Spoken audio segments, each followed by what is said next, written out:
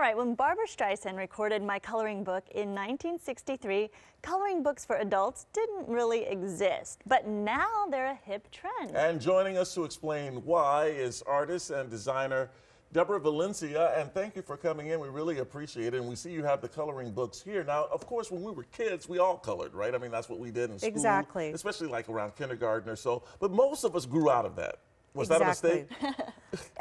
Well, yes. I mean, I think that at that time, coloring books were always on the newsprint, and they have the cartoons, and we use crayons. So that's not something that would be appealing to an adult. Today's coloring books are actually different. At least most adults. Some of us still use crayons. Actually, these, now what's happening is that artists, the publishers are bringing in artists like myself, and the imagery is much more sophisticated. Beautiful florals, all kinds of inspirational themes, different mandalas. But why would an adult want to color? Right. Well, is there a health benefit? Yes, oh, absolutely.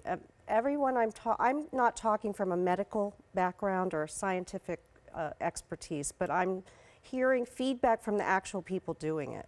And I belong to several coloring groups on Facebook and so on, and people are telling me they just find it relaxing. They get a lot of joy out of it. They may not be trained artists themselves, where they could draw a picture of sophisticated picture themselves, but once the artist provides the outline, then anybody can take, anybody can fill it in, basically. And so... Now, you're supposed to stay in the lines? You don't have to stay in the lines, not at all. And you have a lot of different books here with different designs, and it looks more like tapestry or kind of like interior design, rather than characters that you're used to as a kid. Exactly.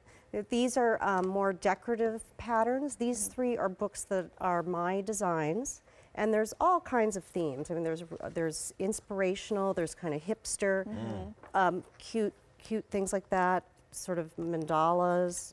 Are there any theories why coloring would relieve stress and anxiety?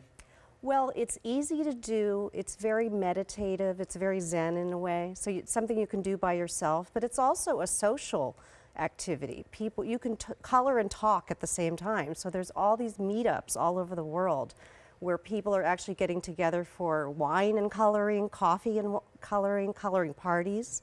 I'm hearing from parents like myself that the children are doing it with their grandparents, so it's creating a bonding between people. And so this is actually happening. I mean, this is a trend. It's happening. There's websites where you can find meetups all over the city and all over the world in 45 countries. And in fact, I'm gonna bring up one of them that a lot of people may not know about. If you go down to LACMA, the Los Angeles County Museum of Art, there actually is a drawing room, a coloring room that you go there with your kids, but the adults I'm finding when I went there are also joining in with the kids and really coloring and getting into it as well. And I guess you're not finding that very surprising. Not at all, because I'm seeing there's meetups all over in restaurants, libraries, even bars.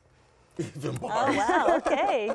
Great. Debra, thanks so much, appreciate it. It could be a good Christmas gift, just get someone a coloring book. Oh, absolutely. It's not a big investment in time or money, and people are finding it just a lot of joy and getting back to something artistic and that they do by hand, and also getting away from the computers and the phones and all the digital devices. Debra, thanks so much. Going back to our childhood. Exactly. In some ways. And you gave us an assignment. We'll be coloring throughout the show. Assignment.